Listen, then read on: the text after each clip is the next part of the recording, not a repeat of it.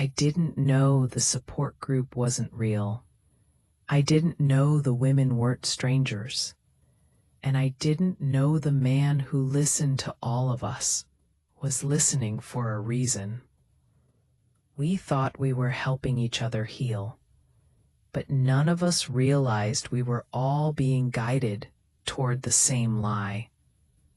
There were 7 of us in that group, 6 women looking for understanding, and 1 man who never needed help at all. Before we start the story, please tell me about the story in the end, or wherever you left. Tell me why you are leaving. What you want me to improve about the story, even if you don't like the story. Just let me know why. I will be very thankful to you. Now, let's move towards the story. Few years ago, I didn't join the group because I was desperate. That's what I tell myself now. I joined because I was tired in a way sleep couldn't fix.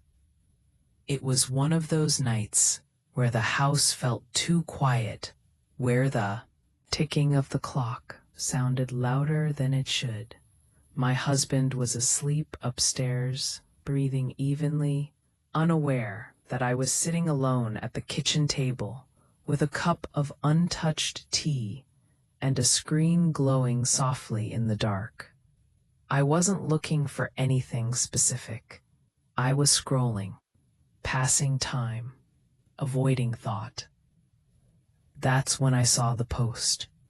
It wasn't dramatic, no tragedy, no urgent plea, just a sentence that felt carefully placed. A private support group for people navigating complicated emotional spaces. That was all. No promises of healing, no guarantees of answers. Something about that restraint made it feel safe. The group was small, quiet, the kind of place where people didn't rush to speak. When I joined, no one asked for my real name. No one asked why I was there. They simply welcomed me gently, like they had been expecting me all along. I read more than I spoke at first. Women shared fragments of their lives. Doubt, loneliness, confusion they couldn't quite explain. There was comfort in the way no one tried to fix anything. We listened, we acknowledged, we moved on. And then there was him. He didn't post often. He didn't dominate conversations. When he did speak, it was brief, measured, kind. He had a way of responding that made people feel understood without feeling exposed. He never asked for details, never pushed, never judged. Others thanked him openly. I noticed that before I noticed anything else. That night, before closing my laptop, I felt something unexpected. Relief. I believed I had found a place where nothing was required of me. A space that existed simply to hold what the rest of my life had no room for. I didn't know then that the safety I felt wasn't accidental, and I didn't know that I had already been noticed. Patterns don't announce themselves. They don't arrive with warnings or sharp edges. They settle quietly, like dust, gathering in places you don't think to look. After my first week in the group, I still believed it was exactly what it claimed to be. A collection of people passing through the same emotional fog, offering one another small lights without asking where the road led. I logged in at night, usually after my husband fell asleep. Sometimes in the early morning, when the house felt hollow and untouched by sound, I read more than I spoke. That hadn't changed. What did change was the way certain names began to feel familiar, not because of how often they spoke, but because of when they spoke. There was a rhythm to it, a pattern I couldn't have explained if someone had asked me to. When a woman hesitated, unsure whether to share something personal, he appeared. When someone apologized for taking up space, he reassured her. When conversations drifted toward doubt or self-blame, his responses arrived with gentle precision. He never rushed. He never used dramatic language. He simply knew where to place his words. Others noticed it too. Though no one said it outright, gratitude appeared beneath his messages. Quiet acknowledgments, private thanks, the kind that didn't feel excessive but consistent enough to matter. I told myself I was imagining it. That's what reasonable people do when something feels almost wrong but not quite dangerous. At home, my husband moved through our shared space the way he always had. Familiar routines, familiar silences. He asked about my day. I answered honestly, but vaguely. I didn't mention the group. There was no reason to. At least that's what I told myself. One evening, I stayed logged in longer than usual. A new woman had joined the group. Her introduction was brief, hesitant. She wrote about feeling disconnected from her own life, unsure whether the problem was her expectations or the people around her. Within minutes, responses appeared. Empathy, understanding, shared experiences. Then his message arrived. It was simple. He didn't offer advice. He didn't analyze her feelings. He acknowledged her confusion without defining it. He reminded her that not everything needed immediate clarity. She responded directly to him, thanked him. I watched the exchange without participating. Something about it felt familiar in a way I couldn't place. The words themselves weren't unusual. It was the structure, the pacing, the way he left space for her to fill. That night, I noticed something else. He didn't interact with everyone equally. Some members posted often, receiving encouragement from many directions. Others spoke rarely, almost apologetically. Those were the ones he responded to most consistently. The ones who doubted themselves. The ones who framed their thoughts as questions. The ones who seemed unsure whether they deserved to be heard. I closed my laptop and went to bed, telling myself it meant nothing. Human beings notice patterns everywhere. It's how we make sense of noise. Still, sleep came slowly. The next morning, while my husband showered, I checked the group from my phone. A private message notification waited for me. I hesitated. He had never messaged me directly before.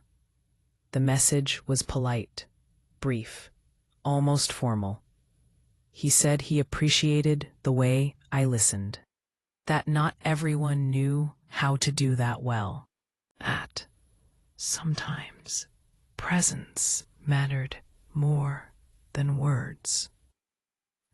I stared at the screen, longer than necessary.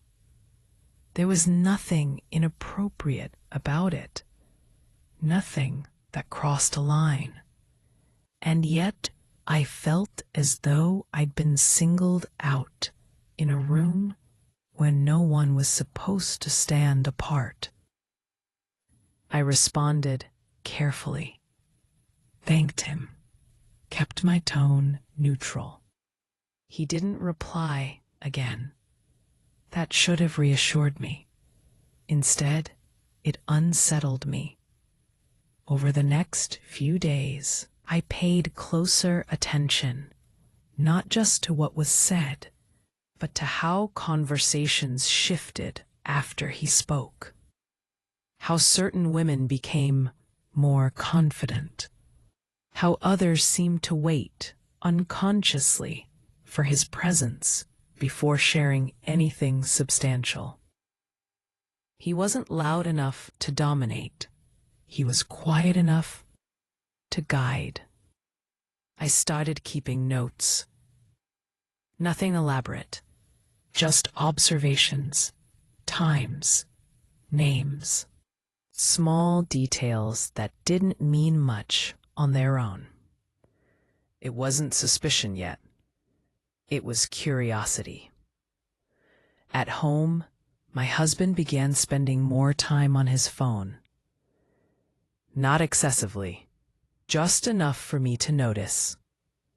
He tilted the screen away without thinking, took calls outside, smiled at messages he didn't share.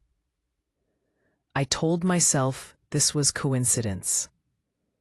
I had no proof of anything, no evidence, no reason to connect the two worlds in my mind.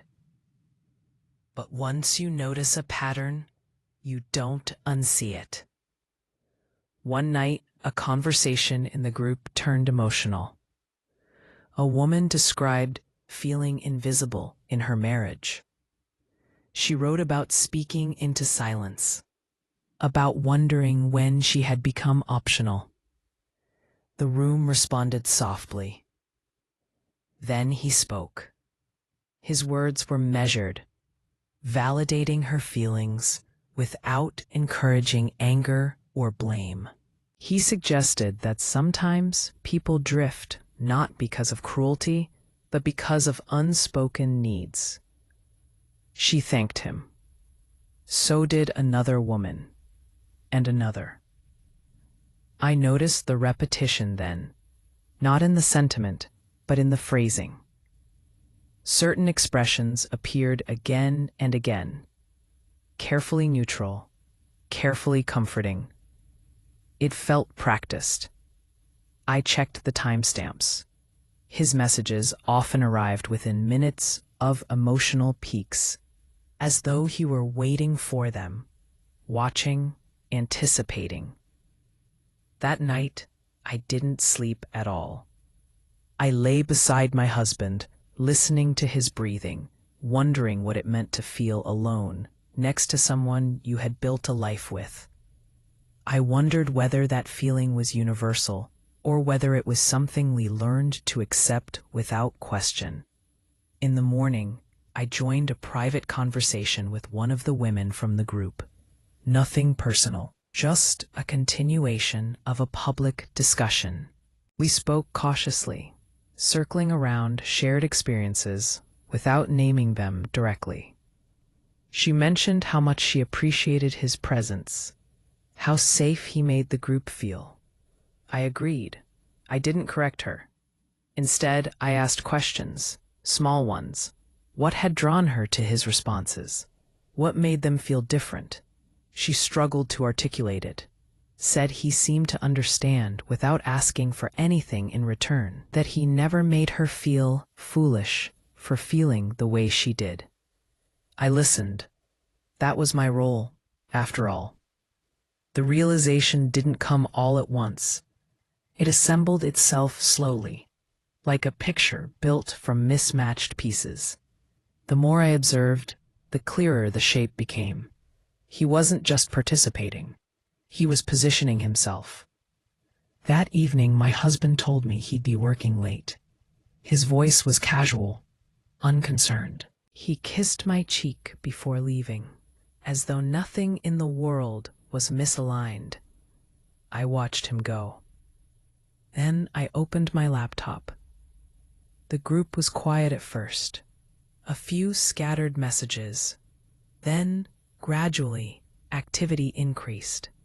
Conversations overlapped. Emotional threads emerged. And there he was, consistent, present, invisible, in the way architects are invisible once a building stands. I scrolled back through older conversations, weeks, months, patterns sharpened. The same women appeared repeatedly beneath his replies. The same emotional themes resurfaced, guided gently back to reassurance. I didn't feel angry. I felt alert.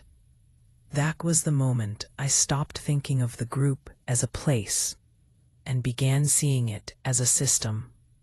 Late that night, I received another private message. Not from him. From a woman I barely knew.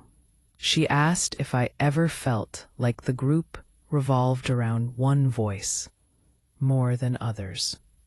I stared at the words for a long time before answering. I told her I had noticed something similar. That was all. No accusations, no conclusions, just acknowledgement. I went to bed afterward, my thoughts strangely calm. Something had shifted, though I couldn't yet name it. I felt as though I had stepped out of the center of the room and was now standing against the wall, watching the space rearrange itself. Beside me, my husband slept. His phone buzzed softly on the nightstand. He didn't stir. I didn't reach for it. Some truths reveal themselves more clearly when you don't rush to confirm them. And by the end of that night, I understood something with quiet certainty. The group hadn't changed. I had. Once you begin listening differently, the world adjusts itself around that awareness. I didn't change how I spoke in the group. I didn't become more active or more distant. I stayed exactly as I was, quiet, observant, present just enough to be considered part of the room. But inside, something had shifted. I was no longer participating. I was watching. The conversations continued as they always had. People arrived carrying fragments of their lives. They left pieces behind, hoping someone would hold them gently. And he was there, steady and reliable, offering words that felt safe enough to trust.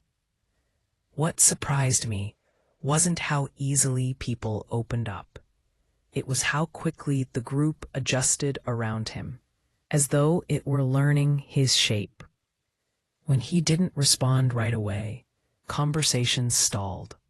Not completely, but enough to notice. Replies slowed. Emotional momentum softened. When he returned, the room seemed to exhale. No one commented on it. They didn't need to. I began tracking how often certain members responded directly to him, rather than to the person who had originally spoken. It wasn't disrespectful. It wasn't overt. It was subtle redirection, emotional gravity pulling toward a familiar center. One evening, a woman named Claire shared something deeply personal. Her message was hesitant, broken into short lines, as though she were unsure how much space she was allowed to take. She spoke about feeling unseen in her own life, about doubting whether her presence mattered to anyone anymore. Responses followed: empathy, understanding, soft reassurance. Then his message appeared. He didn't address her pain directly. He reframed it. He suggested that feeling unseen didn't mean she lacked value. It meant she had been surrounded by people who didn't know how to look properly. He reminded her that self-worth wasn't something others could grant or deny. Claire responded almost immediately. She thanked him. She said his words felt grounding, different, safer. Later that night, I noticed she sent him a private message. I knew because she mentioned it in the group.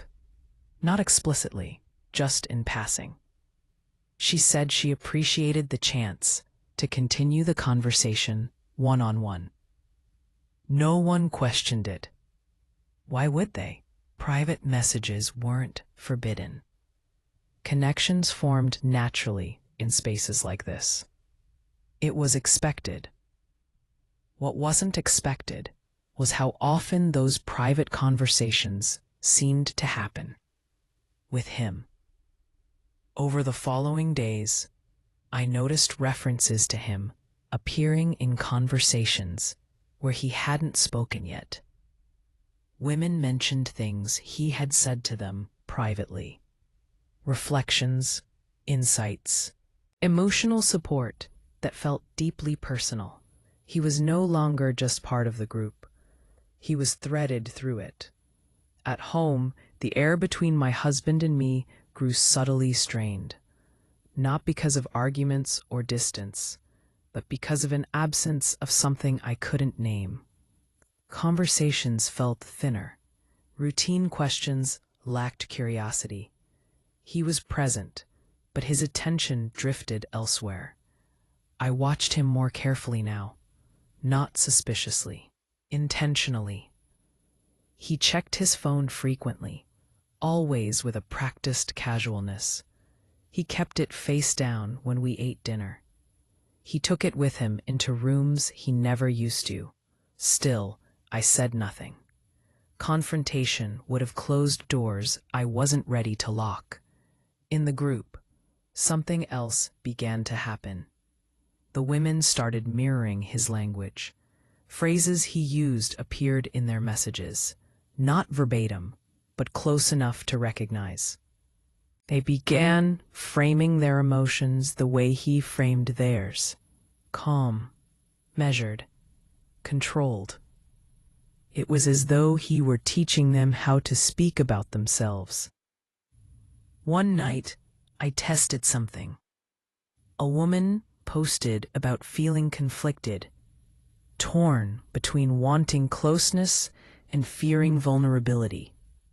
It was the kind of post he usually responded to quickly. I replied instead. I acknowledged her feelings, asked a gentle question, left space. She thanked me. Then she waited. Minutes passed. No response from him. The conversation stalled. Eventually, he arrived.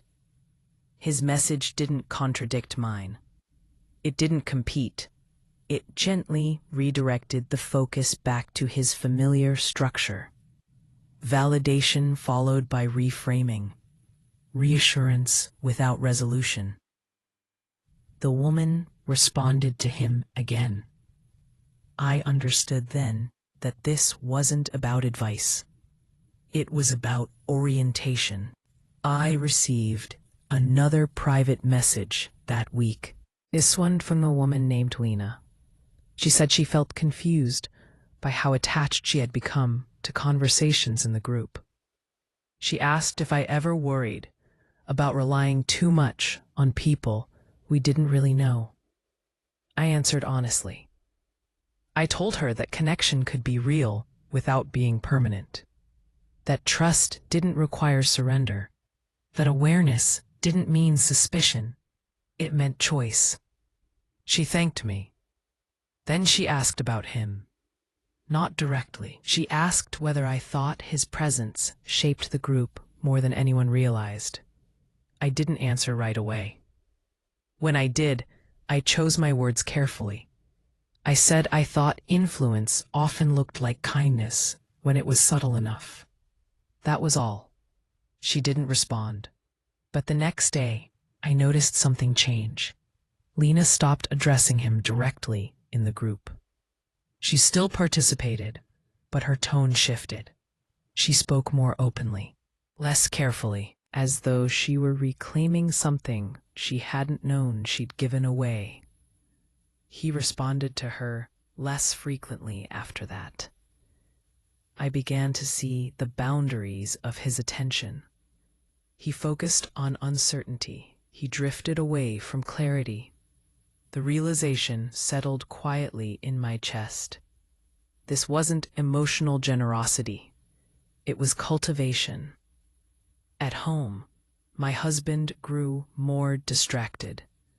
He laughed at messages he didn't explain.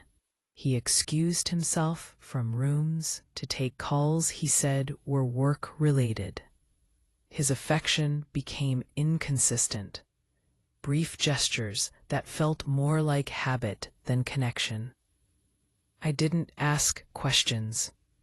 Instead, I paid attention to timing. The nights he worked late often coincided with intense activity in the group. Emotional conversations, private messages, his presence extending beyond the screen. The overlap wasn't perfect, but it was frequent enough to matter. One evening, I watched him fall asleep with his phone in his hand. I didn't touch it. Not yet.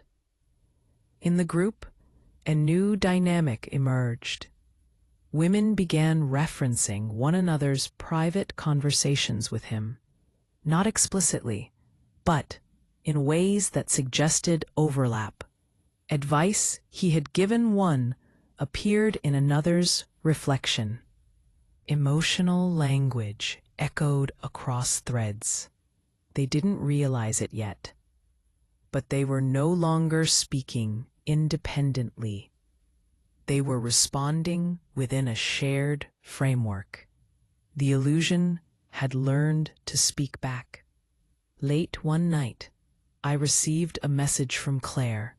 She said she felt unsettled, that something about her private conversations with him felt familiar in a way she couldn't explain.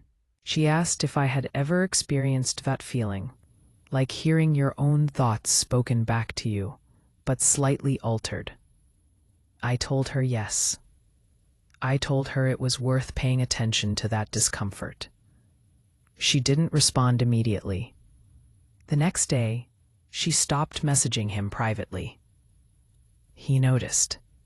I could tell by the way he responded to her in the group, more attentive, more affirming, as though trying to reestablish a connection that had shifted.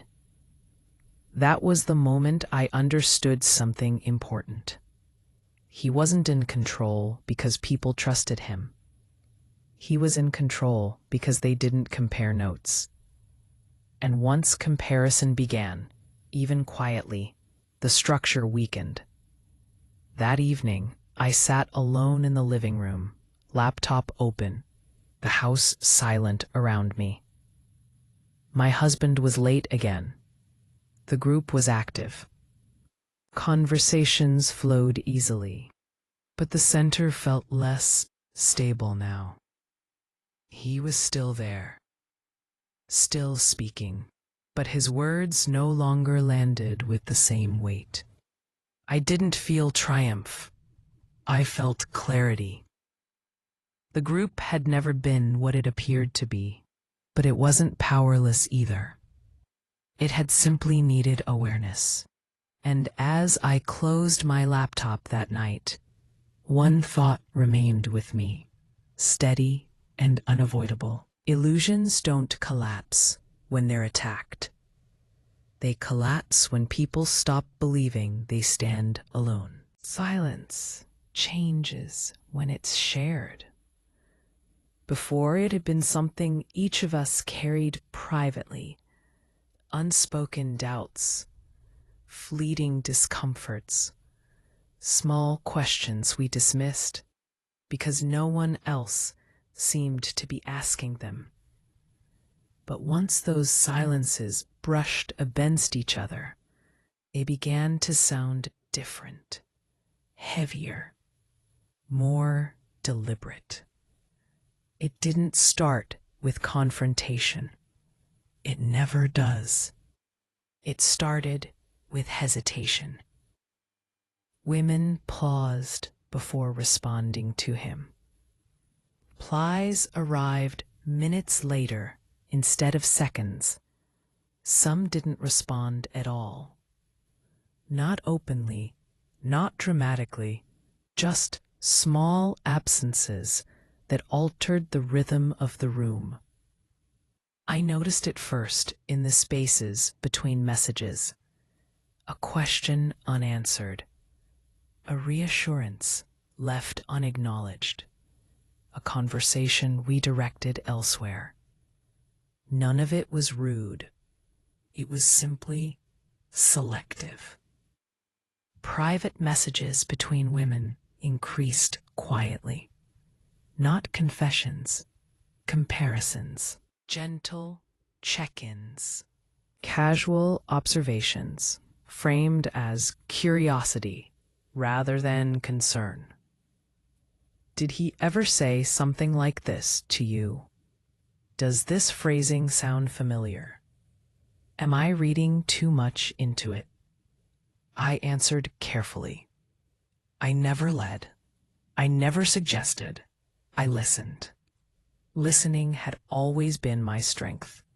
One afternoon, while my husband was out, I reread older group conversations with fresh eyes, not searching for wrongdoing, searching for consistency.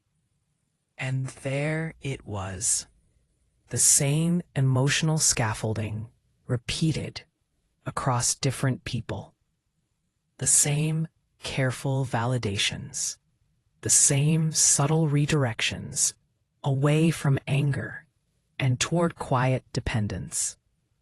I wasn't angry when I saw it clearly. I was disappointed, not in him, in how easily attention can be mistaken for care. At home, my husband grew restless. He paced when he took calls. He smiled less freely. His patience thinned in small, uncharacteristic ways. I asked him how he was doing. He said he was fine. He always did. I stopped trying to fill the silence between us.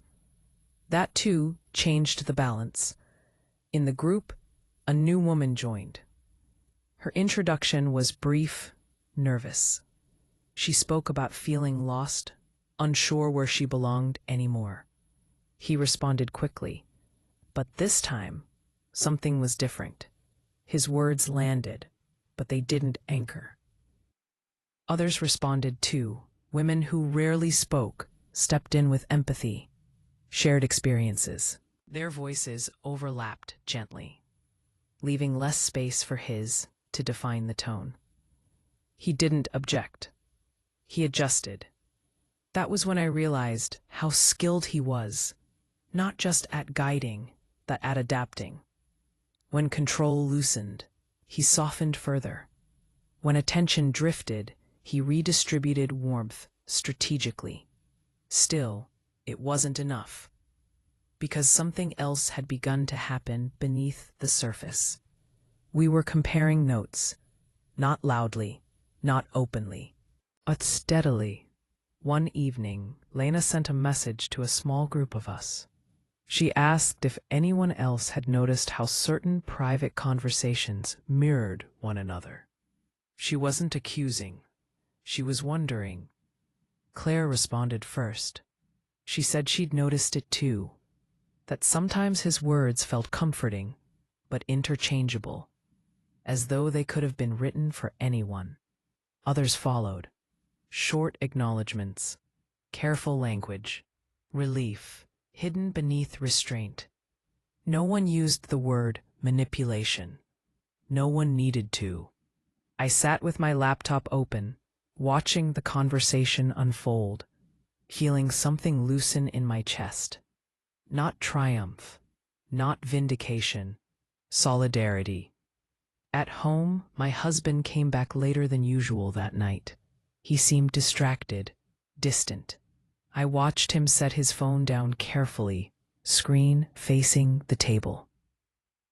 I watched the way his attention flickered, restless and unfocused. We spoke little. The group conversation continued without him for nearly an hour. When he returned, his tone was different, more tentative, less assured. He asked questions instead of offering reassurance. He reflected instead of reframing. It was subtle, but unmistakable. Influence, once questioned, doesn't vanish. It fractures. That night, after my husband fell asleep, I checked his phone for the first time. Not to read, just to confirm. The screen lit up with notifications. Names I recognized. Messages from women in the group. Some unread, some unanswered. I didn't open them.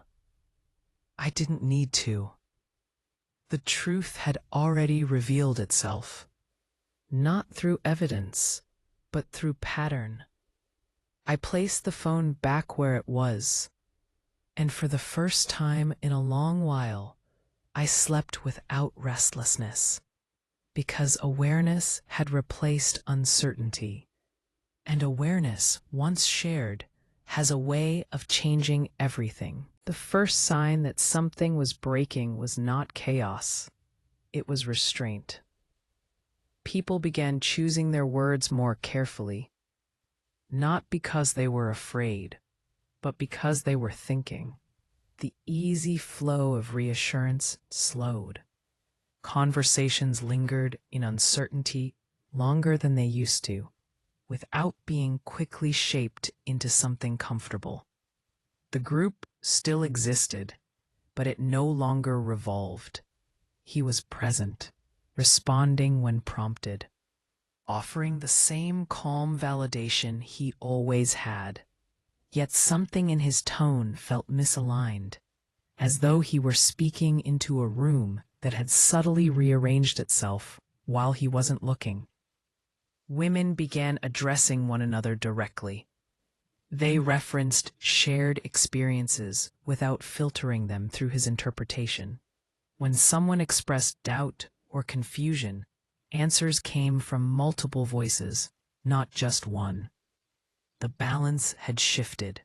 He noticed. I could see it in the timing of his replies, in the way he attempted to reassert relevance by being more available, more attentive, more emotionally precise. But presence alone was no longer enough, because attention, once examined, loses its power to enchant. At home, my husband grew increasingly unsettled. His phone never left his side now, not casually, but deliberately. He checked it with a frequency that deutered on compulsion. When messages arrived, he hesitated before opening them, as though unsure what he would find. We spoke less, not because we were angry, but because there was nothing left to pretend about. The silence between us had changed. It was no longer hollow. It was full of awareness. One night, he asked me if I thought people could misinterpret kindness. The question came without warning, floating between us like an accusation disguised as philosophy. I told him that kindness didn't require secrecy. He didn't respond. In the group, tension surfaced quietly, not through arguments, but through boundaries. Women declined private conversations. They redirected discussions back into the open space.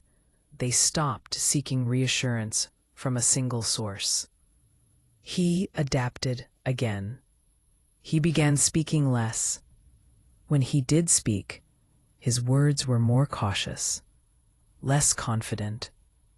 He avoided emotional peaks, responded later than usual. It was as though he sensed that every word now carried weight and risk. That awareness changed him. I received a private message from him for the first time since the early days of the group. He said he sensed something had shifted. He asked if he had done something wrong. I stared at the message for a long time. Then I replied. I told him that groups evolve when people feel safe enough to trust themselves. That sometimes stepping back was part of that evolution. I didn't accuse.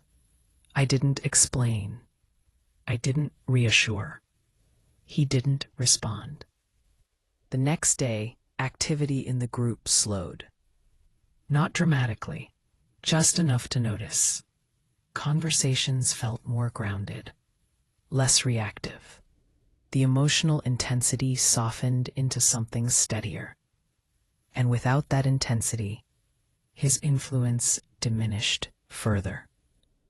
At home, my husband became irritable. Small inconveniences frustrated him. He snapped at questions that once would have passed unnoticed. His patience wore thin in the absence of something he hadn't realized he depended on.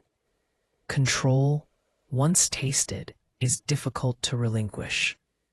One evening, he left his phone unattended on the kitchen counter. A notification appeared, one I recognized. A message from Claire. I didn't open it. I didn't need to. Because moments later, another message arrived from Lena. Then another, unread, unanswered. The center was no longer holding. That night, he confronted me, not directly, not honestly. He asked if I thought the group was healthy. He asked if I believed people could become emotionally reckless online. I told him that recklessness wasn't the same as awareness.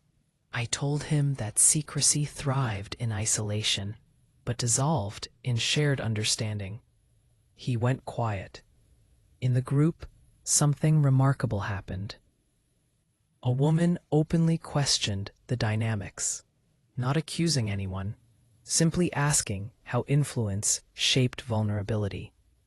Others responded thoughtfully.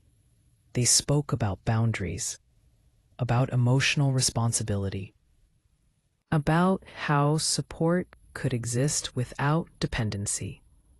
He did not participate. For the first time since the group's creation, his voice was absent from the most important conversation it had ever had. And no one asked where he was. That was the moment I knew the illusion had failed. Not because it had been exposed, but because it had been outgrown. At home, my husband slept restlessly that night. His phone buzzed repeatedly on the nightstand. He turned away from it, face tight with frustration, as though ignoring the sound could undo what had already begun. I lay awake beside him, calm in a way I hadn't felt in years, because the truth had finally reached equilibrium. Not through confrontation, not through revenge, but through collective clarity. And clarity, once shared, leaves no room for quiet control to survive. Exposure doesn't always arrive with light. Sometimes it arrives as silence that refuses to lift. The group didn't erupt. There were no dramatic exits, no declarations, no accusations typed in haste. Instead, conversations became deliberate, measured. People spoke with intention now, as though aware that every word shaped the space they shared. Support was still offered, but it was no longer extracted. One woman spoke about learning to pause before seeking reassurance. Another reflected on how easily comfort could become dependency when it was always available from the same source. Their words weren't sharp. They were thoughtful, responsible. He didn't respond, not publicly. Privately, messages began to surface. Questions from women who once relied on him, now unsure what to make of the silence. He answered some, avoided others. His responses were shorter, less structured, stripped of the confidence that once guided entire conversations. The illusion was no longer being fed, and without reinforcement, it began to starve. At home, the change became unavoidable. My husband moved through the house with visible strain now. His routines fractured. He forgot small things, misplaced objects he had always kept meticulously organized. He woke at night and checked his phone compulsively, scrolling through messages with an intensity that bordered on desperation. I didn't comment. Observation had become enough. One morning, he asked me if I thought people owed honesty to those they connected with online. I asked him what he meant by honesty. He didn't answer. That afternoon, the group hosted an open discussion, something spontaneous and unplanned. A woman suggested it might be helpful to talk about emotional responsibility in anonymous spaces. How influence could exist without intention. How harm didn't always require malice. The discussion unfolded slowly, carefully. Women shared stories, not about him, but about moments when they realized their sense of stability depended too heavily on someone else's attention. They spoke about reclaiming emotional autonomy, about recognizing when comfort became conditioning. No one named him. No one needed to. His absence from the conversation was louder than any accusation. At home, my husband watched me from across the room as I read. His gaze lingered, uncertain, as though he sensed something slipping beyond his reach, but couldn't identify what it was. That evening, he broke the silence. He told me he felt exposed, not accused, not attacked, just seen. He said people had begun questioning him, subtly. That conversations felt different now. That trust no longer flowed automatically. I listened. I asked him how that made him feel. He struggled to answer. Because exposure without accusation leaves no clear defense. In the group, women began setting boundaries openly, declining private conversations, encouraging discussions to remain public, redirecting emotional intensity back into shared space. Support became collective, diffuse, healthy, and in that environment, there was no place for quiet centrality. He tried to re-enter the space with humility. He apologized, not for specific actions, but for taking up too much room. He said he wanted to step back, to let others lead. The group responded kindly, but something had changed. Kindness no longer equaled authority. At home, my husband grew withdrawn. His frustration turned inward. He slept poorly. He spoke less. When he did speak, his words lacked conviction. The power he had once drawn from unseen influence had vanished. Not violently, not dramatically, but completely.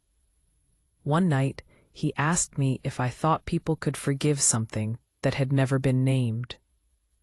I told him forgiveness wasn't the same as restoration, that trust didn't return simply because harm was unintentional.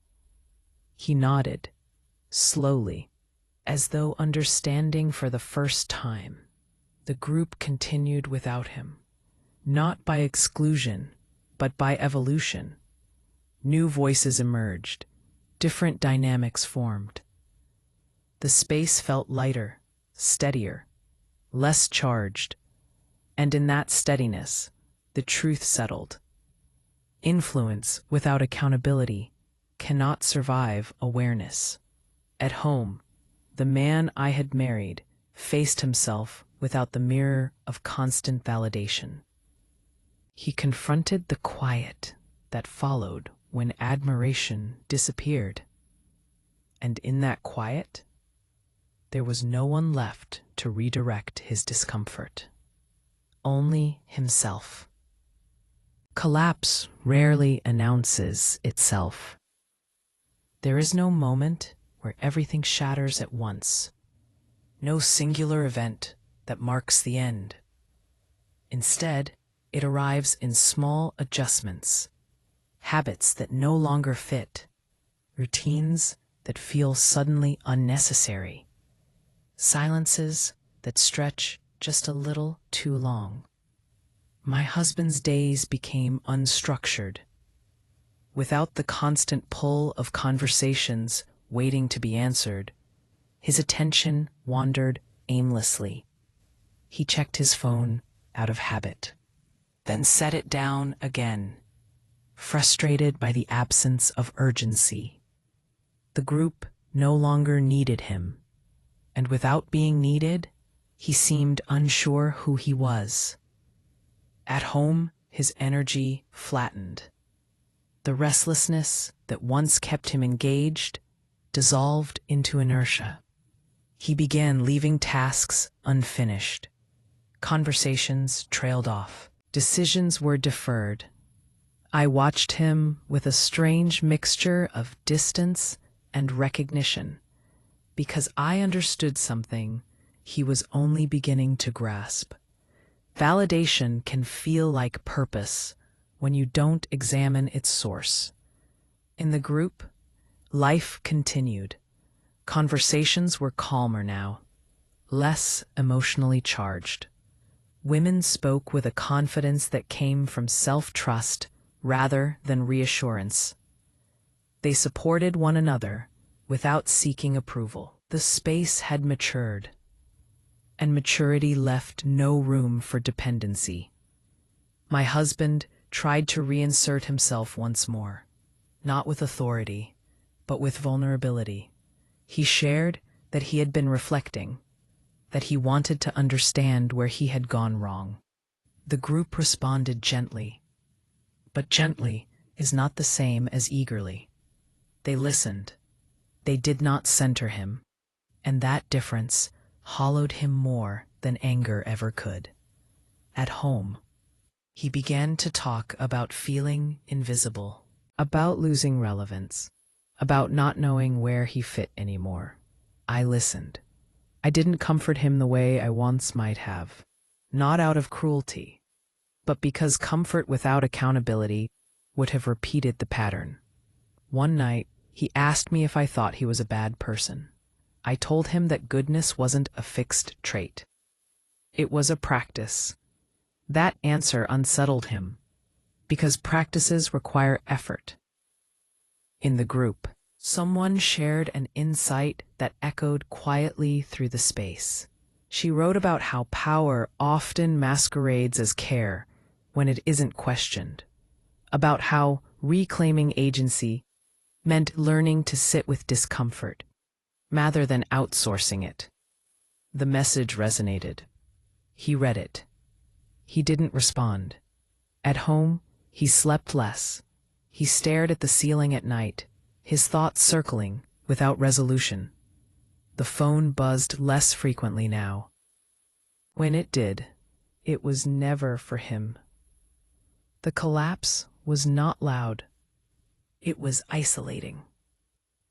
One afternoon, he admitted he felt ashamed, not because anyone had accused him, but because he finally saw himself from the outside.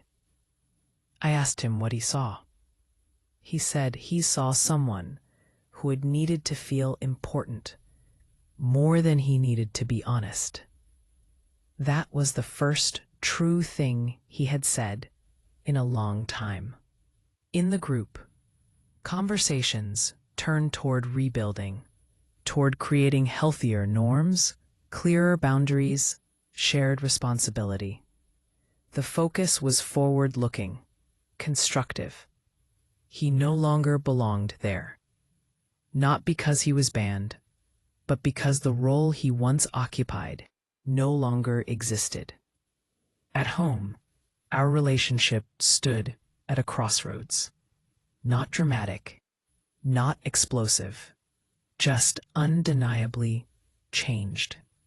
The power dynamics had shifted. The unspoken had been spoken, if not aloud, then internally. He no longer had an escape, and without escape, accountability loomed.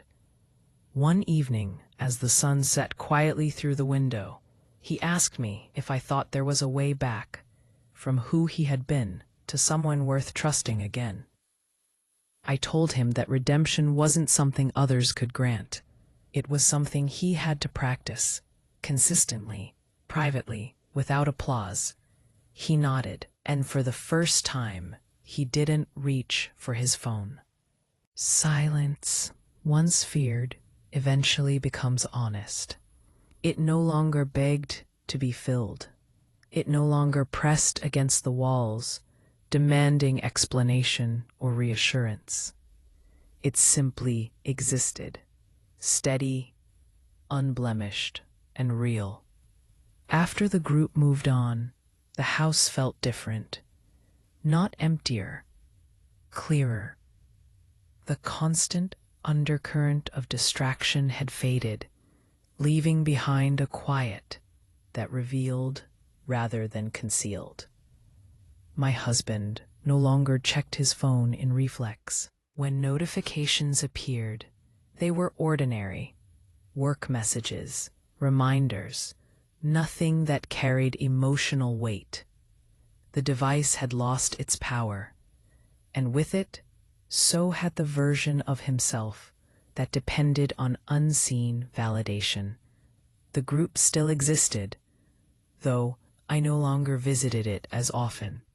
When I did, I noticed how evenly conversations flowed now. No single voice carried more gravity than another. Support moved in multiple directions, shared and balanced. The space had healed itself, not by removing someone, but by redefining itself. At home, my husband spoke less, but when he did, his words were deliberate. He no longer reached for philosophy to avoid responsibility. He didn't ask abstract questions about morality or intention. Instead, he asked practical ones. How to rebuild trust. How to sit with discomfort. How to accept being ordinary without resentment. I didn't answer all of them. Some questions require lived effort, not explanation. There were no grand apologies, no dramatic confessions, just acknowledgement, quiet and persistent. He began doing the work that no one else could see, the kind that doesn't earn praise, the kind that lasts only if it's genuine.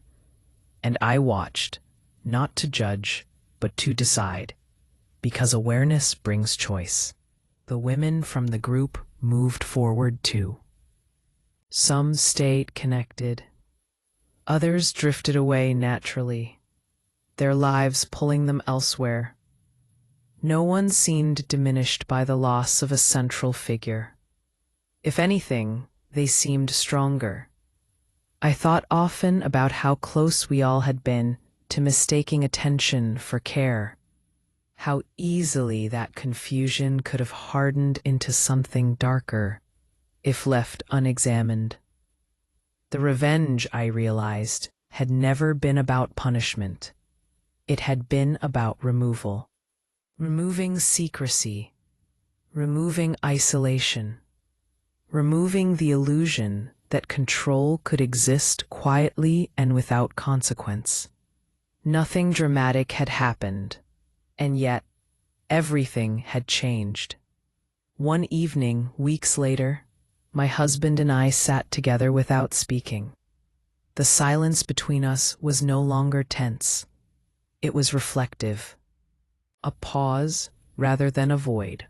He told me he understood now why everything had fallen apart. Not because he had been exposed, but because he had been understood. An understanding, when shared, leaves no place to hide. I opened the window that night and let the air move freely through the room. Outside, the world continued as it always had, indifferent, steady, unconcerned with private collapses or quiet reckonings. Inside, something had settled. The illusion was gone. What remained was truth, unadorned, imperfect, and finally free. And so, another story finds its place by the fireside. I hope it kept you company, whether on a long road, during a quiet evening, or in the moments you needed a story to step into. This has been a Heartlight saga, and there are always more secrets to uncover if this journey stayed with you. If you felt the chill or the mystery settle in, I would be so grateful if you'd let me know. Leave a comment below and tell me, what part of the story lingered with you the longest? Your thoughts not only mean the world to me, but they help shape the tales I tell next. Like the video, share with someone who likes story like this. And subscribe the channel Heartlight Saga. And if you're yearning for another story right now, the story doesn't have to end. I have another tale waiting for you. From my hearth to yours, thank you for listening. Until the next story begins.